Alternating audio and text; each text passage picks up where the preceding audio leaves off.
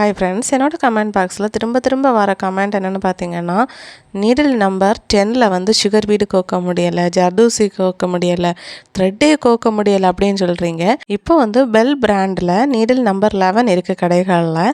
இது வந்து பீட்ஸ் கோக்கிறதுக்குன்னே இருக்குது. ஸோ சுகர் பீட்ஸ் வந்து கண்டிப்பாக இதில் கோக்க முடியும். அப்புறமா இது மாதிரி ஹேங்கிங்ஸ் போடுறதுக்கும் இந்த நீடில் பெஸ்ட்டுன்னு சொல்லுவேன். ஏன்னா 10 நம்பர் பார்த்திங்கன்னா ரொம்ப குட்டியாக இருக்கும் ஊசி, நம்மளால் பிடிக்கவே முடியாது.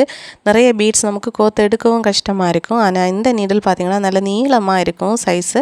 ஸோ நமக்கு ஈஸியாக வந்து கோக்கிறதுக்கு முடியுது. தென் பார்த்திங்கன்னா ஜர்தூசியும் இதில் ஈஸியாக கோக்கலாம்.